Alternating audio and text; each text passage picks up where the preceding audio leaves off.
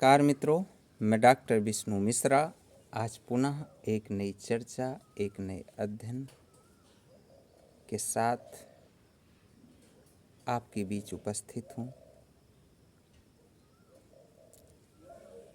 सबसे पहली बात तो मित्रों ये है कि यह जो चर्चाएं हैं मैं पिछले कुछ समय से वीडियो के माध्यम से आपके बीच रख रहा हूँ। यह चर्चाएं किसी जानकार की नहीं, ये चर्चाएं किसी तथाकथित ज्ञानी की नहीं, कि इन चर्चाओं के माध्यम से जो मैं शब्दगत बोल रहा हूँ, विचारगत बोल रहा हूँ, उनको आप पकड़ लें और उनको अंतिम सत्य मान लें। नहीं,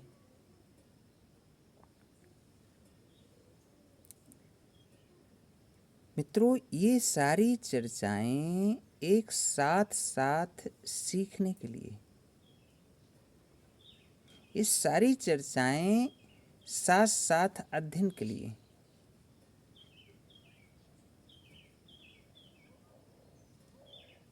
एक मित्रवत अध्ययन। यहाँ कोई भी तथाकथित ज्ञानी नहीं बैठा हुआ है कि जो आपको कोई कॉन्सेप्ट दे रहा हो, कोई तथाकथित एक जड़ विचार दे रहा हो, एक शब्द दे रहा हो, या कोई क्रियाकलाप में आपको बांध रहा हो, बल्कि इन सारी चर्चाओं का उद्देश्य और संकल्प ही है कि सारी तथाकथित क्रियाकलाप, विचार, तर्क, वितर्क, शब्द भेद, सभी प्रकार के भेदों के पार जाकर आप एक अभेद दर्शन में जीवन को जी पाएं, आप एक अभेद श्रवण में जीवन को जी पाएं, जहां पूर्ण सृजन है और जहां पूर्ण सुरक्षा है। इन चर्चाओं का उद्देश्य किसी विचारधारा को थोपने का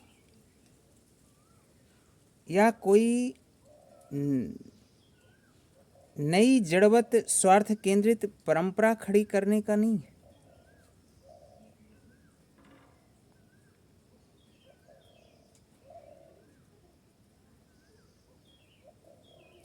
इन चर्चाओं का जो मूल संकल्प, मूल उद्देश्य है, एक मित्रवत जागृति, साथ साथ जागृति, साथ साथ अध्ययन।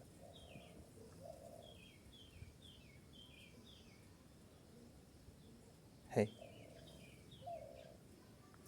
मित्रों, क्या हम तैयार हैं इसके लिए?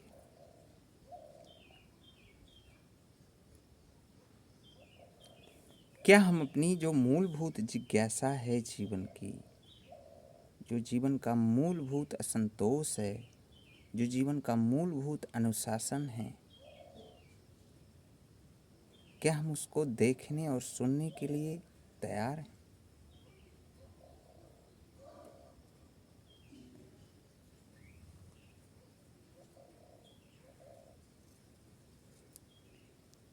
मित्रों, जीवन में अगर कुछ सीखना है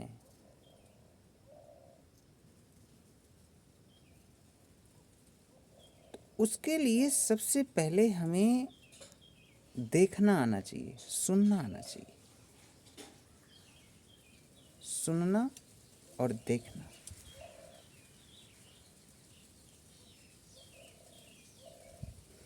क्या मैं आपसे पूछ सकता हूं कि देखना और सुनना क्या है?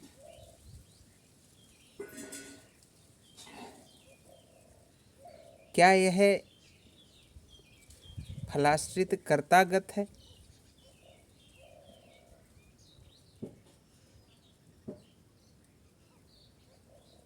या यह एक तुलनात्मक देखना क्या तुलनात्मक विचारगत आकलन है?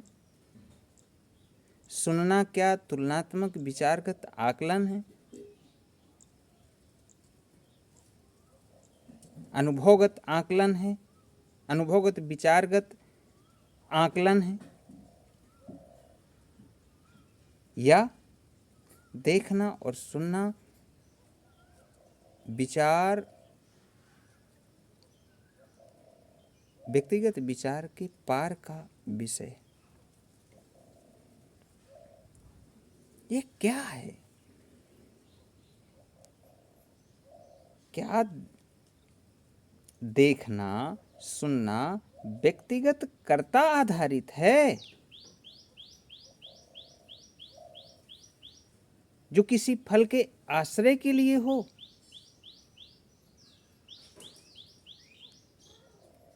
यह व्यक्तिगत कर्ता के बहुत प्राथमिक है या व्यक्तिगत कर्ता के बहुत पार है?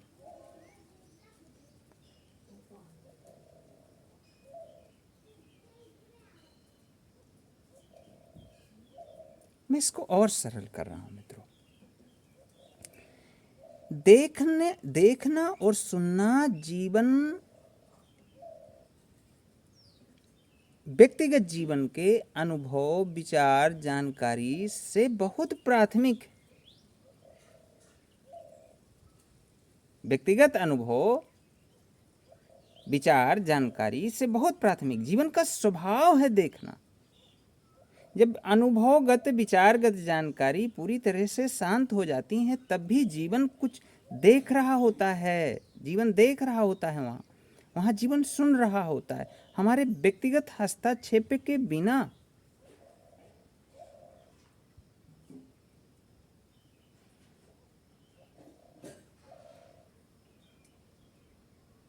क्या हमारा वह व्यक्तिगत हस्तक्षेप के बिना देखना और सुनना हमेशा बना रहता हमारे जीवन में?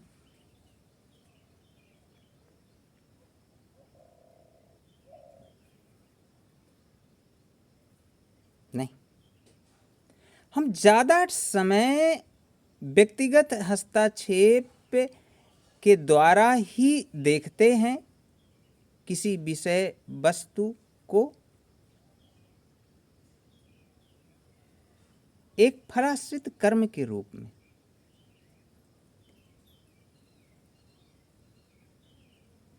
हम बिना विचार के कुछ देखने के आदी नहीं, बिना विचार के हम कुछ सुनने के आदी नहीं। हम विचारगत आकलन के माध्यम से ही कुछ देखेंगे सुनेंगे। ज़्यादातर हमारा पूरा जीवन हमारा हम इसी तरह से जीते आए, पीढ़ी दर पीढ़ी ये तरीका देखने और सुनने का पूरी मनुष्यता में हावी है। वह प्राकृतिक सरल निर्दोष जीवन की जो सहज दर्शन है, जो बिना आमंत्रित बिना व्यक्तिगत आमंत्रण के है, जो बिना व्यक्तिगत कर्ता के है, जो बिना व्यक्तिगत विचार के हस्तक्षेप के है, हम उस दर्शन में बहुत क्षणिक होते हैं। पूरे जीवन में हम बहुत क्षणिक होते हैं, बहुत कम समय के लिए उस दर्शन में हम जीवन को जी पाते हैं और सुन पाते हैं।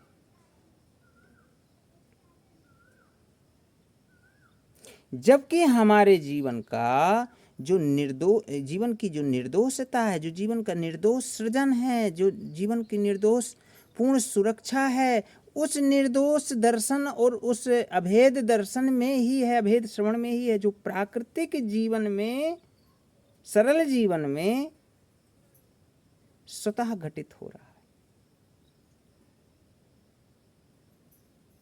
वह अभेद दर्शन, वह अभेद श्रवण प्राकृतिक सरल सहज जीवन में स्वतः घटित हो रहा है। वहाँ व्यक्तिगत जानकारी विचार का हस्तक्षेप या व्यक्तिगत अस्तित्व का कोई हस्तक्षेप नहीं है। वो स्वस्थ दर्शन है, स्वस्थ श्रवण है। और उस स्वस्थ दर्शन, उस स्वस्थ श्रवण में ही जीवन का पूर्ण विकास है, जीवन का पूर्ण अनुशासन है, जीवन का पूर्ण सृजन है। सीखना मात्र और मात्र वही संभव है जहां सरल जीवन अपने प्राकृतिक गुणधर्म में सहज और स्वतः देख रहा है, सुन रहा है, बिना व्यक्तिगत हस्तक्षेप के, बिना व्यक्तिगत कर्ता के हस्तक्षेप के, बिना व्यक्तिगत विचारगत जानकारी के हस्तक्षेप के। क्या हम इस अभेद दर्शन, इस अभेद श्रवण या इस प्राकृतिक दर्शन इस प्राकृतिक श्रवण में जीवन को जी सकते हैं?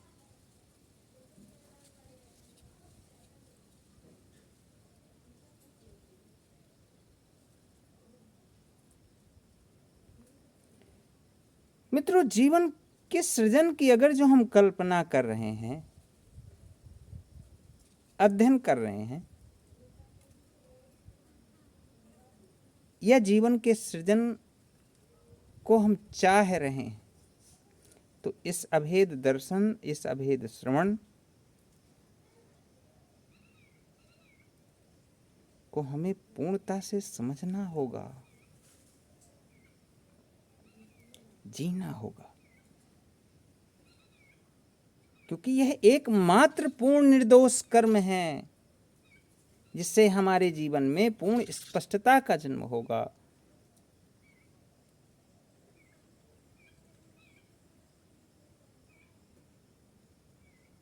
शांति का जन्म होगा, प्रेम का जन्म होगा। इसी पूर्ण कर्म के प्रकाश को ही प्रेम कहते हैं, जहां स्पष्टता है, शांति है, सृजन है। धन्यवाद मित्रों, बहुत बहुत धन्यवाद। इस मूलभूत तत्व को, जो जीवन का प्राकृतिक पूर्ण कर्म है, निर्दोष कर्म है, अभेद दर्शन और अभेद श्रवण, इसको हमें गहराई से समझना होगा। धन्यवाद।